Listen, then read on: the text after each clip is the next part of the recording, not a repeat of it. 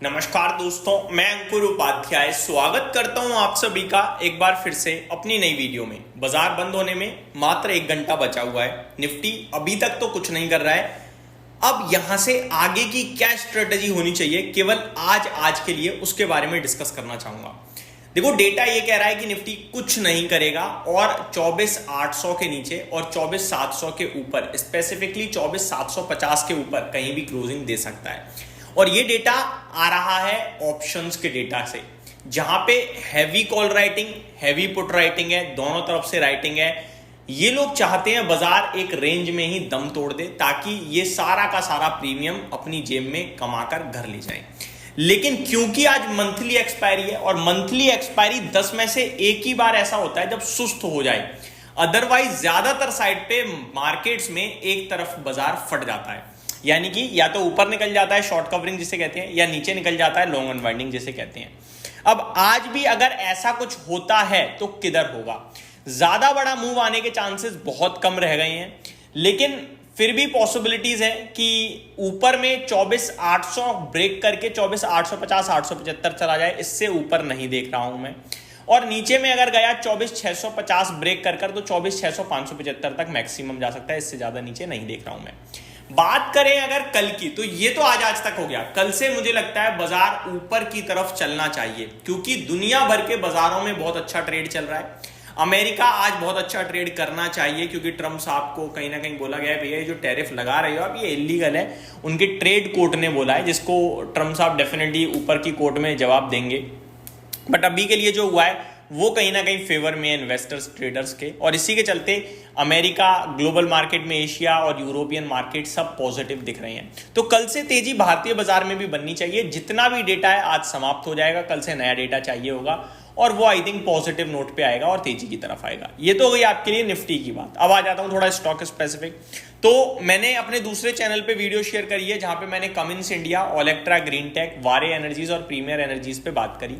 वारे एनर्जीज को कुछ ऑर्डर मिलते हुए दिख रहे हैं 1500 करोड़ के, जिसके चलते आज वो फोकस में 6% ऊपर है और वो चल रहा है। तो प्रीमियर एनर्जीज पीछे से 2.5% ऊपर हो गया है। वहीं कमिंस की बात करें तो कॉन्कॉल से अपडेट जो आई हैं वो काफी पसंद आ रही हैं बाजार को, और 7% स्टॉक ऊपर खड़ा है इस समय।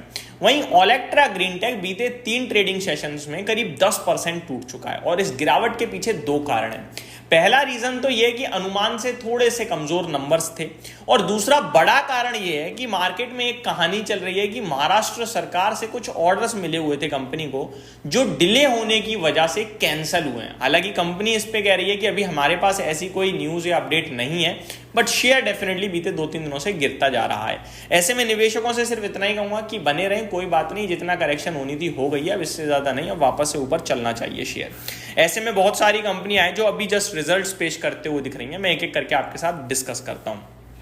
सबसे पहले है संवर्धना मदरसन। संवर्धना मदरसन के नंबर्स आए हैं और स्टॉक करीब फ्लैट टू नेगेटिव ट्रेड कर रहा है। रिजल्ट्स की बात करें तो नंबर्स भी कुछ खास नहीं दिख रहे हैं। 1400 करोड़ से प्रॉफिट 1050 करोड़ का रह गया है साल दर साल। एंड बात करें अगर आपका काम रेवेन्यू की, तो 27,100 करोड़ से बढ़कर 29,300 करोड़ पे आया है। तो टॉप लाइन बढ़ी है, लेकिन बॉटम लाइन घट गई है। और बॉटम लाइन के घटने के पीछे का रीजन है एबिटा मार्जिन, जो कि 10.33% से घटकर 8.47% पे आते हुए दिख रहे हैं। तो ये नंबर्स तो डेफिनेटली अच्छे नहीं लग रहे हैं। एबिटा की बात करी जाए तो 2800 करोड़ के सामने 2482 करोड़ का एबिटा कंपनी ने पोस्ट करा है, तो ये भी गिरकर ही आया है। अगला स्टॉक है दोस्तों इप्का लैब। इप्का लैब के भी नतीजे आते हुए दिख रहे हैं, फ्लैट टू नेगेटिव ट्रेड कर रहा है। मुनाफा 59.5 करोड़ से 68 करोड़ पे आया है साल दर साल। रेवेन्यू 2000 करोड़ से बढ़कर 2250 करोड़ पे आया है।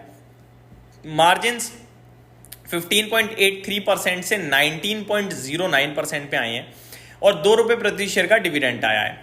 Company proposes to add green energy generation to object clause. Company full year EBITDA margin at 19% versus guidance 23 to 24%। तो गाइडेंस जो कंपनी ने दी थी उससे तो खराब परफॉर्मेंस रही है एप्का लैब की मार्जिन के फ्रंट पर, लेकिन शेयर कोई नेगेटिव परफॉर्मेंस दिखा नहीं रहा है। शेयर नॉर्मल ट्रेड कर रहा है 0.5% नीचे, वरना गिरना चाहिए था ये शेयर। एल्कम लैब के भी नतीजे आए हैं, 2% शेयर नीचे दिख रहा है। कंपनी ने 8 रुपए प्रति शेयर का डिविडेंड दिया है।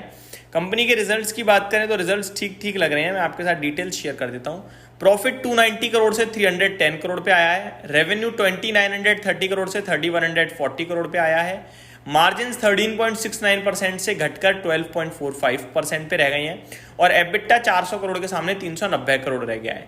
वहीं full year EBITDA margin company ने 19.38% पे क्लॉक करे हैं और गाइडेंस 19% की थी, तो गाइडेंस से स्लाइटली बेटर ही मार्जिन्स रहे हैं कंपनी के पूरे वित्त वर्ष में।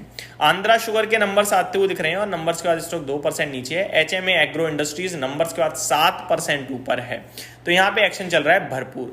बाजार अभी भी स्टिल वहीं ट्रेड कर रहा है भाई साहब, 24,730 पे, कुछ करने के मूड में नहीं है। स्टॉक्स थोड़े से नेगेटिव साइड पे ज्यादा हो रहे हैं।